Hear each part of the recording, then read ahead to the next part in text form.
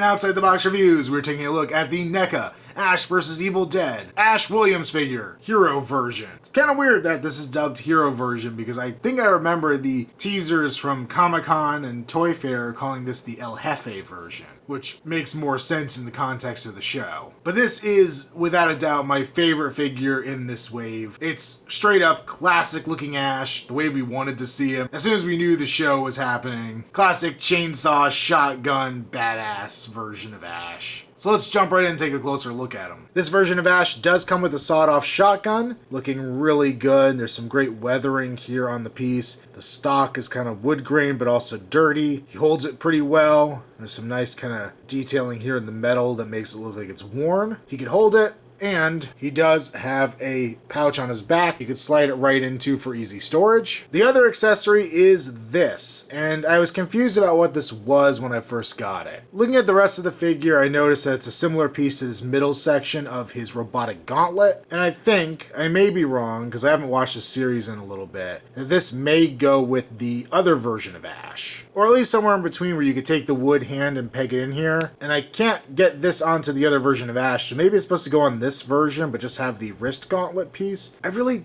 don't remember. I need to go back and watch the series, and I'm sure somebody will tell me in the comments. But yeah, it's kind of a strange little in-between bit. As with the other version of Ash, we get two different head sculpts. The first one here is kind of a more stoic look, because it's supposed to be the cocky hero version. Some good wrinkles on here, lots of great detailing on the face. We have the white hair on his sideburns here, and black hair over the rest of his head. Though parts of this head sculpt look a little less like Bruce Campbell to me, and maybe a little more like Ronald Reagan. I don't know. It doesn't seem to quite capture him as perfectly as the other ones did. His face just looks a little heavier than some of the other ones, and it's not the best likeness we've gotten in this series by far. The other head sculpt, though, I really like. He's got the scratch on the side of his face similar to one we got with the other figure, and he just looks pissed off and ready to kill some demons. His teeth are bared, and once again, great sculpting there, great paint apps. Just really fantastic work. Looking at the rest of the figure, he has his classic blue shirt on. I always thought the colors of the clothing he wore in his hero outfit in the new show were kind of weird because they're very bright, very light khakis and a very bright blue shirt as opposed to the darker tones from the original movies. But whatever, it works for this new thing. He has the kind of belts going around his chest here to hold on the holster as well as be the chainsaw starting rig.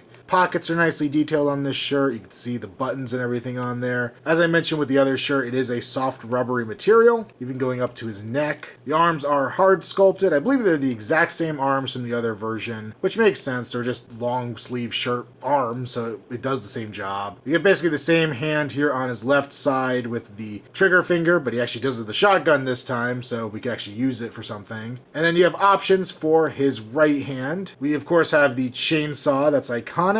See all the teeth on it. Has some weathering to it as well. Looking really gets beat up and old, and it just pegs right there on the end of his arm. Or we can actually unpeg this whole front section of his arm and peg in his bionic arm, which looks really nice. All kinds of different little gizmos and gadgets going on here. A nice metal look to it. And overall, just fantastic looking. Even all the little buckles and straps are well represented. And this is where I think you could pop that off, and then maybe that goes there? I don't know for sure. I really gotta rewatch the show. Lower torso, well detailed, very similar to the other version of Ash, but we couldn't see this part. And then the other figure, the pockets are well done. The belt actually has a nice leathery texture to it. We have the gold belt buckle up there at the top. Pants have all the appropriate wrinkles on them. And then we have his classic boots there at the bottom with the tread and peg holes on them. For articulation, very similar to the other version, we get a ball jointed neck, so you can look up, down, left, right, and pivot. His arms will go forward, back, as well as out to the side. You have that great double jointed hinge elbow, as well as a rotation there. The hand on the left, whether it be the chainsaw or the robotic hand, you will only be able to swivel. You don't get a full range of motion out of it. But then we do have a ball joint here at the left hand. A ball joint in the mid-torso there, so you can go forward, back, side to side, as well as rotate. I feel like having this shirt tucked in kind of pushes the diaper out a little bit. So depending on how you move him, it can look a little wonky. You may need to just kind of compress everything back together to make it look right. Legs will go forward, back, as well as out to the side. It'll also rotate at the upper leg. Get a nice joint at the knee that bends almost 90 degrees.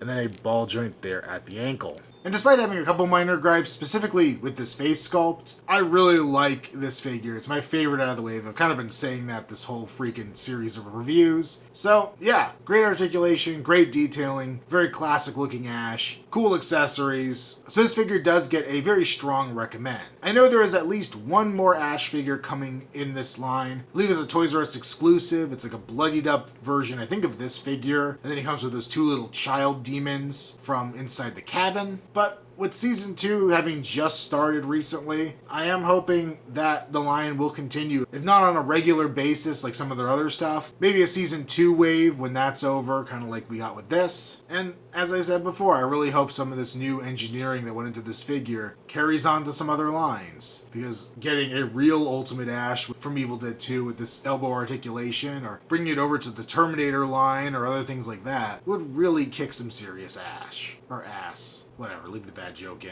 Make sure you follow me on Instagram, username Outside the Box Reviews. Also check me out on Facebook, link below. And until next time, this is our Outside the Box Reviews. Hail to the King, baby.